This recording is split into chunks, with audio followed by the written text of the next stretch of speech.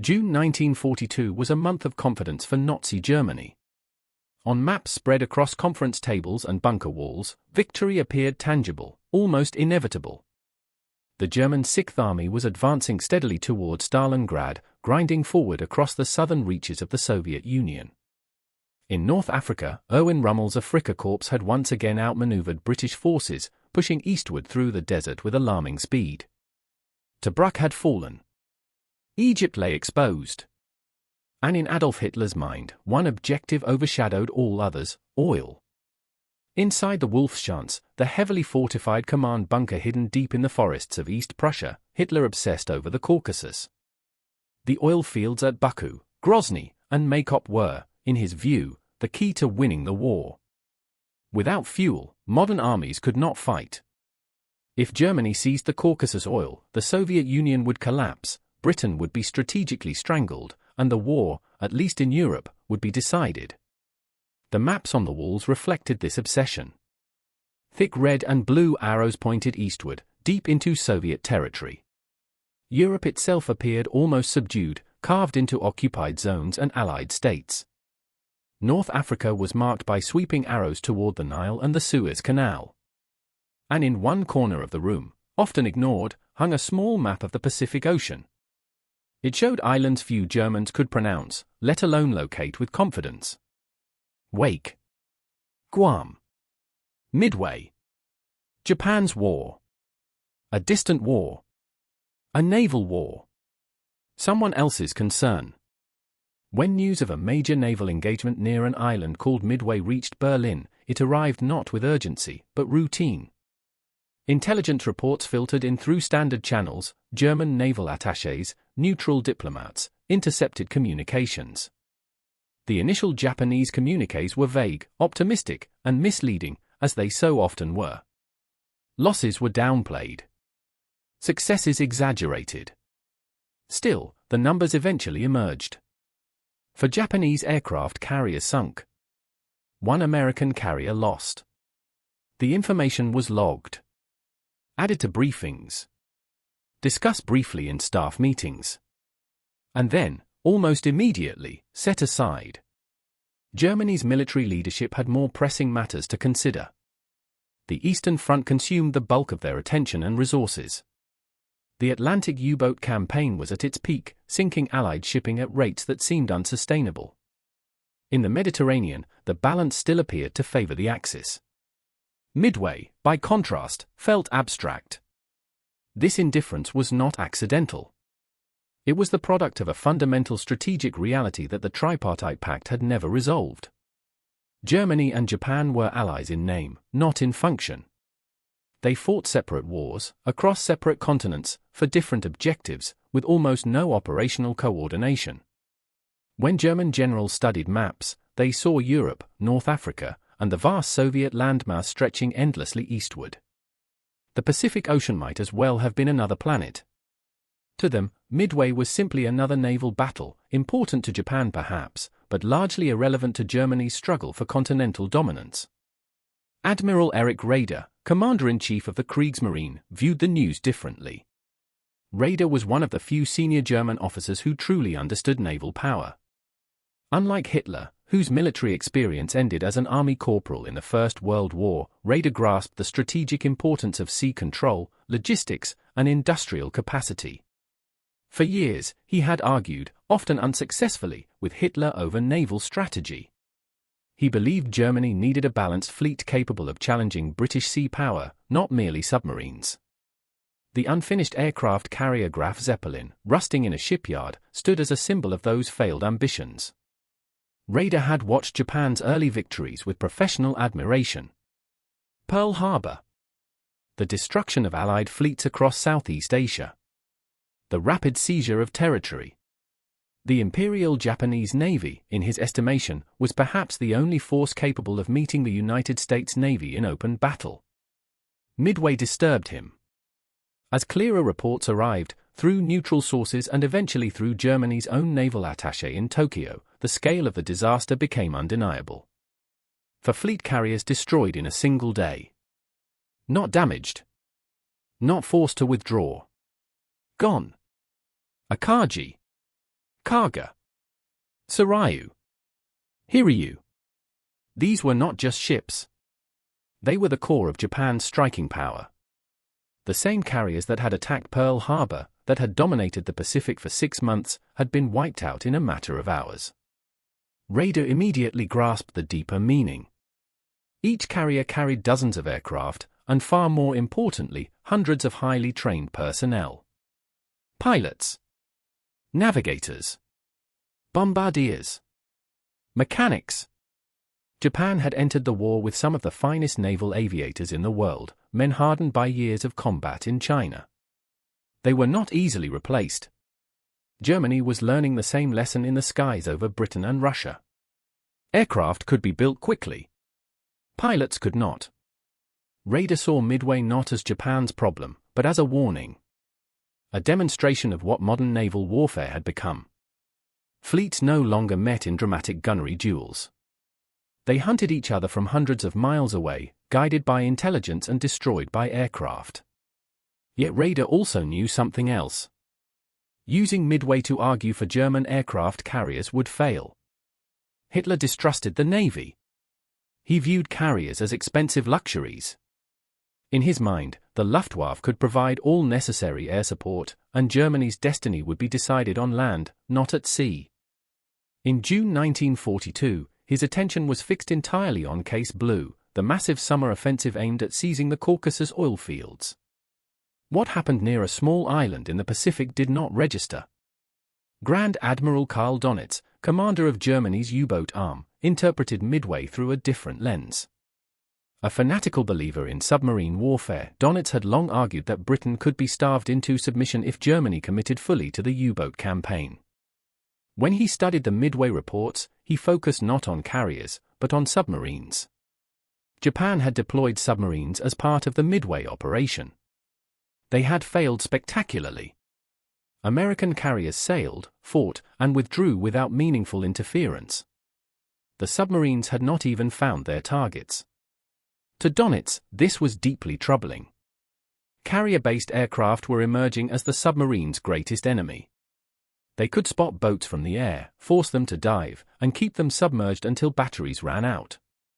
The Americans were already building escort carriers specifically to protect convoys, floating airfields designed to hunt submarines relentlessly. Midway confirmed Donitz's worst fears. If aircraft could annihilate the most powerful surface fleet in the Pacific, they could certainly hunt submarines in the Atlantic. The war was changing. And it was changing in ways that did not favor Germany's navy. Yet even these concerns struggled to gain traction. In the German army's operational staff, the reaction to Midway was minimal. Army officers fought wars with tanks, infantry, and artillery. Naval battles across vast oceans felt irrelevant to their reality. When Midway was mentioned in briefings, it was acknowledged politely and then forgotten. There was only one strategic implication that briefly unsettled them. Japan had failed to knock the United States out of the war quickly. When Pearl Harbor was attacked, Hitler had been pleased. He believed Japan would tie down American resources in the Pacific, buying Germany time to win in Europe. Midway suggested that this assumption might be dangerously wrong. Still, in June 1942, with German armies advancing and victory seemingly within reach, it was easy to dismiss such doubts. The war, they believed, would be decided in Russia. And Midway was far away. While Midway slowly faded from attention in Berlin, it did not fade in Tokyo. Inside Japan's naval headquarters, the shock was profound. The Imperial Japanese Navy had built its entire war plan around decisive carrier battles, around the belief that superior training and aggressive doctrine would compensate for America's greater industrial capacity. Midway shattered that belief in a single morning. But this reality barely penetrated German thinking. The Axis alliance had always been an illusion of unity rather than a functioning coalition. Germany and Japan coordinated ideology and symbolism far more effectively than strategy. There was no shared command structure, no unified planning, and almost no meaningful exchange of operational intelligence. Geography made cooperation difficult, but doctrine and distrust made it nearly impossible. Germany wanted Japan to attack the Soviet Union from the east, forcing Stalin to divide his forces.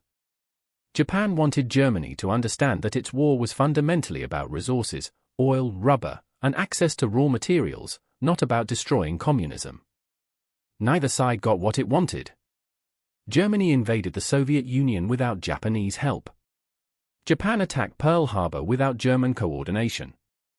By June 1942, this disconnect had become structural.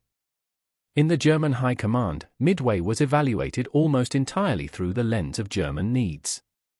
The question was never whether the Axis as a whole had suffered a strategic blow. The question was whether anything had happened that required Germany to change its own plans. The answer, they decided, was no. The Wehrmacht's operation staff was consumed by Case Blue. This was Hitler's grand gamble, the belief that by driving south instead of east, Germany could break the Soviet Union by cutting off its oil supply. Army Group South would split, one force advancing toward Stalingrad to secure the Volga, the other pushing deep into the Caucasus. The scale of the operation was immense. Hundreds of thousands of men. Thousands of tanks and aircraft. Logistics stretched to the breaking point. Every decision revolved around fuel, transport, and timing. Against this backdrop, a naval battle in the Pacific, no matter how dramatic, felt irrelevant. Yet not everyone in the German military was so dismissive. The German naval attaché in Tokyo, Vice Admiral Paul Wenneker, had a closer view of the situation. He had spent years observing the Imperial Japanese Navy, attending exercises, speaking with senior officers, and assessing Japanese capabilities. Before Midway, his reports to Berlin had been largely positive. He admired Japanese professionalism, discipline, and confidence. After Midway, his tone changed. Wenneker noted the shock among Japanese officers, the sudden loss of certainty, the hesitation that replaced earlier aggressiveness. Conversations that once revolved around expansion and decisive battles now focused on defense, attrition, and preservation of remaining forces. Most importantly, Wenneker understood that Midway was not just a tactical defeat. It was a structural disaster. Japan's carrier force was not easily replaced. Building a fleet carrier took years. Training naval aviators to the required standard took even longer. The Americans, by contrast, were producing carriers at an astonishing rate. Shipyards on both coasts worked around the clock. New carriers were already sliding down the ways even as the battle at Midway was being fought. In his dispatches to Berlin, Wenneker tried to make this clear. He emphasized that Japan had lost not only ships, but the core of its experienced air crews. He warned that the balance of power in the Pacific was shifting rapidly, and that Japan could not match American production. The response from Berlin was polite and dismissive. Wenneker was instructed to focus his intelligence efforts on the Soviet Union. That was where Germany's war would be decided. The Pacific, once again, was someone else's problem. This attitude reflected a deeper flaw in German strategic thinking.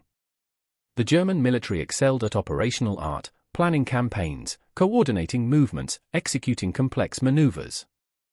But it struggled with grand strategy. It had difficulty stepping back and asking whether individual victories aligned with long-term reality. Midway should have forced that question. Instead, German leaders continued to think in terms of short wars and decisive blows. They believed the Soviet Union was on the verge of collapse. They believed Britain could be forced to negotiate once Germany controlled the Middle East. They believed America could be contained, delayed, or dealt with later. Midway directly challenged those assumptions. It demonstrated that the United States could absorb catastrophic losses, recover quickly, and strike back decisively. Less than 6 months after Pearl Harbor, American carriers had destroyed the core of Japan's offensive fleet. This was not luck. It was planning, intelligence, industrial capacity, and adaptability. Some German officers recognized this immediately. In the Kriegsmarine, younger staff officers, men educated in modern naval theory, understood the mathematics of carrier warfare. They calculated sortie rates, pilot training pipelines, construction timelines. Their conclusions were alarming. Even if Japan replaced its lost carriers, it would not replace its air crews fast enough. The Americans would outpace them. These officers wrote memoranda. They delivered briefings. They tried to explain that the Pacific War had likely turned irreversibly against the Axis. Their warnings went nowhere. Senior leaders were focused on immediate operations. The fall of Sevastopol after a brutal siege reinforced their confidence. Rommel's capture of Tobruk electrified Berlin. The U-boat campaign reached what Donitz called the second happy time, with Allied shipping losses soaring. By every visible metric, Germany was winning. Midway contradicted that narrative, so it was quietly sidelined. There was also an institutional bias at work. Naval warfare had always occupied an awkward place in German military culture. The army dominated strategic thinking. The Luftwaffe, under Göring, jealously guarded its independence. The Navy was the junior service, perpetually short of resources and political influence. Admiral Raeder understood this better than anyone. He saw Midway as proof that carriers were the future of naval warfare. But he also understood that using a Japanese disaster to argue for German carrier development was politically impossible. Hitler viewed the battle differently. To him, Midway was evidence not of American strength, but of Japanese vulnerability. For carriers sunk in hours proved, in his mind, that carriers were fragile and inefficient.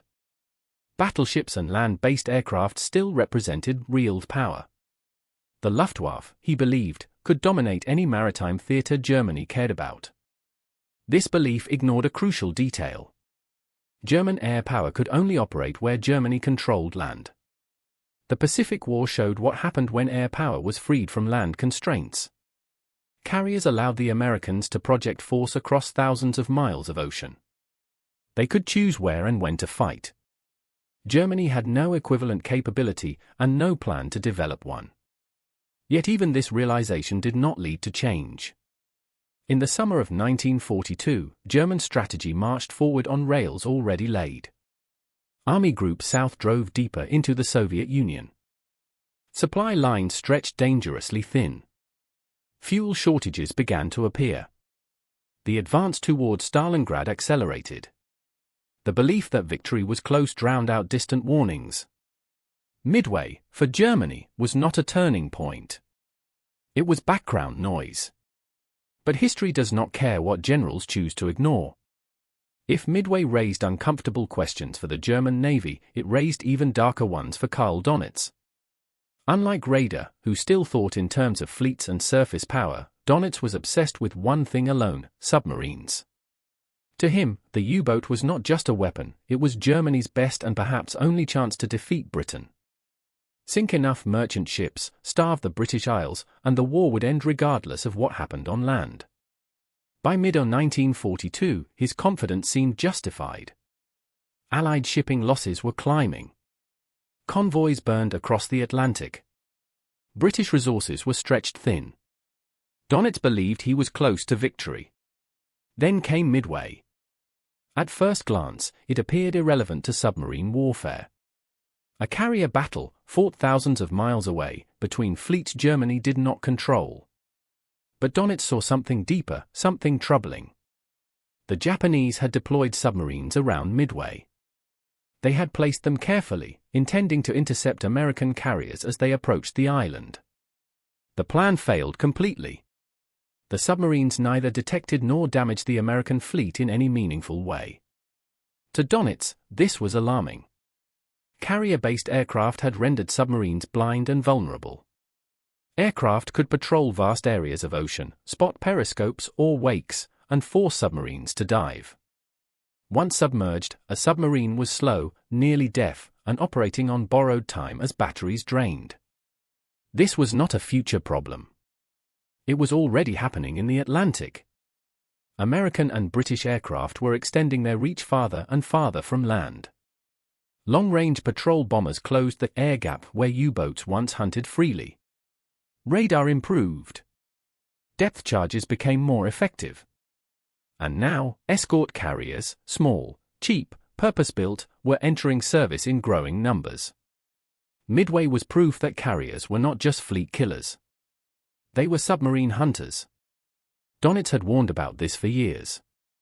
He had argued for new submarine designs, boats that could remain submerged longer, move faster underwater, and fight back against aircraft. He envisioned what would later resemble the Type XXI Electroboot, but in 1942 these ideas remained theoretical. Germany did not have time. The U-boat arm was already being forced to change tactics. Submarines now traveled in wolf packs, surfaced mostly at night, and avoided combat with aircraft rather than seeking it. The hunter was becoming the hunted. Midway showed where this evolution would end. If the Americans could deploy air power anywhere on the ocean, submarines would lose their greatest advantage, invisibility. Yet Donitz faced the same problem as Raeder. Even when he was right, he lacked political leverage. Hitler supported submarines, but only as long as they produced immediate results. Long-term investment in radically new designs competed with tanks, aircraft, and artillery needed for the Eastern Front. The future was sacrificed to the present. Elsewhere in the German High Command, Midway triggered an entirely different kind of realization, quiet, analytical, and deeply unsettling. It was about intelligence. The Battle of Midway had not been won by superior ships or superior courage. It had been won before the first bomb fell, in rooms filled with mathematicians, linguists, and code breakers. The Americans had broken Japanese naval codes. They knew where the Japanese fleet would be. They knew when it would arrive. They laid a trap and waited. German signals intelligence officers understood this immediately. They knew that modern war was increasingly decided not just by firepower, but by information. Germany itself had enjoyed significant success in this domain. The B-Dienst, the Kriegsmarine Signals Intelligence Service, had broken British naval codes earlier in the war. This had allowed U-boats to intercept convoys with terrifying efficiency. But intelligence advantages were fragile. Codes could be changed. Procedures tightened. Machines improved. Midway suggested that Japan had grown careless. That its confidence had led to complacency. German cryptanalysts noted this with interest, even with a hint of professional satisfaction. What they did not know, what they could not know in 1942, was that their own codes were already compromised. At Bletchley Park, British cryptanalysts were reading German Enigma traffic with increasing consistency. Allied commanders often knew where U-boats would strike, when German units would move, and what Hitler himself was ordering. Midway should have served as a warning. Instead, it became a footnote. Within the Wehrmacht's operations staff, the battle remained distant and abstract. Army planners cared little for carriers or submarines. Their war was measured in divisions, kilometers, and supply tonnage. The Pacific Ocean did not fit into their mental framework. The only aspect of Midway that briefly caught their attention was its implication for American involvement. When Japan attacked Pearl Harbor, Hitler believed the United States would be tied down for years in the Pacific. This would give Germany the time it needed to defeat the Soviet Union and force Britain to negotiate. Midway cast doubt on that assumption. If Japan could not dominate the Pacific, if American naval power was already recovering, then the United States might not remain distracted as long as Germany hoped. A quicker American victory in the Pacific would free immense industrial and military resources for Europe. Some officers saw the danger. They examined American production figures. Shipbuilding numbers. Aircraft output. Tank production. The scale was staggering. The United States was not merely mobilizing, it was transforming into an industrial war machine unlike anything the world had ever seen. Midway was evidence of that transformation in action. The aircraft carrier Yorktown, damaged only weeks earlier at the Battle of the Coral Sea, had been repaired in record time and sent back into combat. Though she was eventually sunk, she had bought enough time for American dive bombers to decide the battle. And even as Yorktown went down, new carriers were already under construction. Japan could not replace 4 carriers quickly. America could replace 1 or 10. This was the real significance of Midway, and it was something German strategic culture struggled to grasp. German planning focused on campaigns and battles, not production curves and replacement rates. They excelled at winning engagements. They were far less adept at sustaining wars. Junior officers, analysts, and naval specialists understood this. They wrote reports explaining that the war was becoming a contest of industrial endurance. They argued that every month the war continued favored the Allies.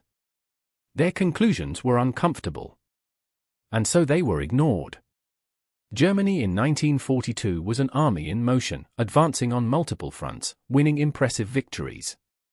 Momentum created belief. Belief created blindness. Warning signs that did not align with success were dismissed as pessimism. Midway was one of those warning signs. It showed that America could learn quickly. That it could recover from disaster. That it could integrate intelligence, industry, and operations with devastating efficiency. But Germany was not looking for lessons. It was looking for victory, immediate, decisive, and final. In Germany itself, the Battle of Midway barely registered. The German press, tightly controlled by Joseph Goebbels' propaganda ministry, initially said almost nothing. Short, vague notices described a naval engagement in the Pacific in which both sides had suffered losses. There were no headlines. No analysis. No sense of urgency. This silence was deliberate. Propaganda thrived on momentum, on victories that could be shown, celebrated, and framed as proof of inevitable triumph. Midway offered none of that.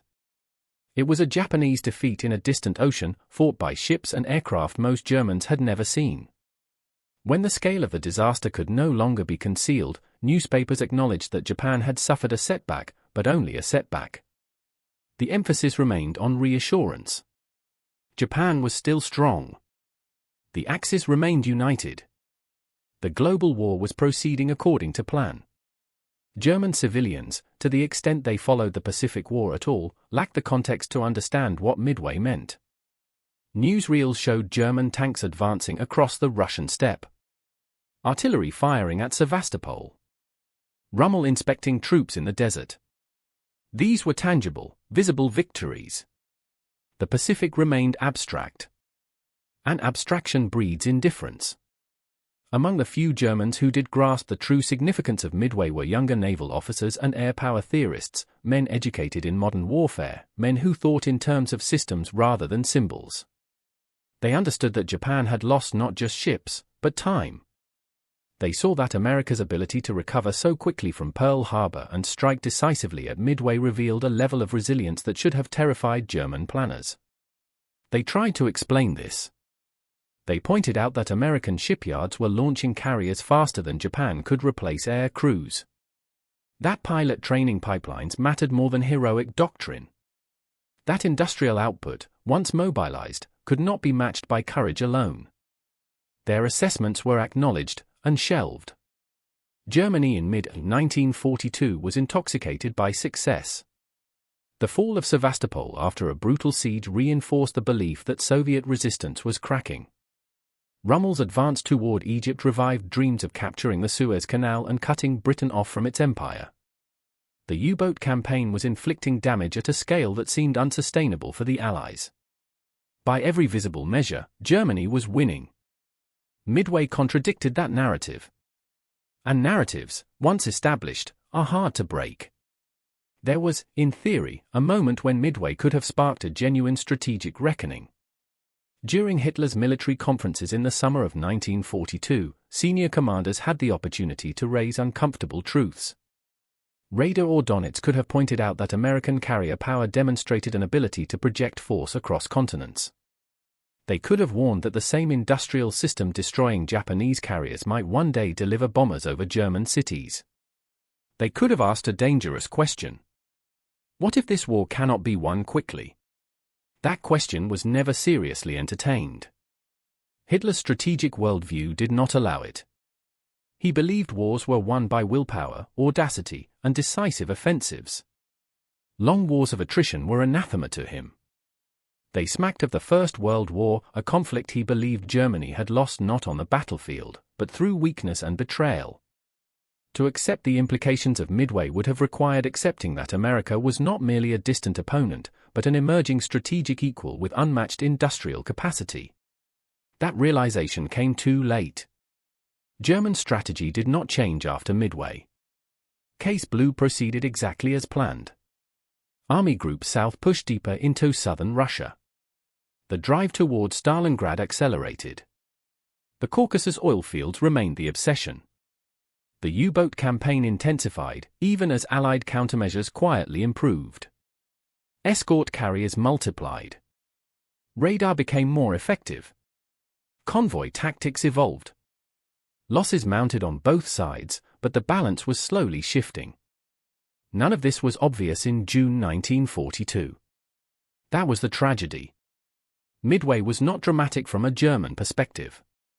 There were no German casualties. No lost divisions. No ruined cities. It was easy to treat it as irrelevant. But history rarely announces its turning points with clarity. More often, they arrive quietly, disguised as someone else's problem. Midway was one of those moments. It revealed the future of warfare, intelligence-driven, air-dominated, industrially sustained. It showed that the United States could adapt faster than its enemies believed. It demonstrated that shock could be absorbed, lessons learned, and power reapplied with devastating effect. Germany failed to see this because it was looking in the wrong direction. Its generals were focused on maps of Eastern Europe, not production tables from American shipyards. They measured success in captured territory, not in replacement rates. They believed the Soviet Union was about to collapse, that Britain was nearly exhausted, that America would remain distracted. Every one of those assumptions was wrong. The irony is that some German officers understood the truth. Junior analysts, intelligence specialists, naval planners, they could see the trends. They recognized that the longer the war lasted, the worse Germany's position became. They understood that America's entry transformed the conflict into a war Germany could not win on industrial terms.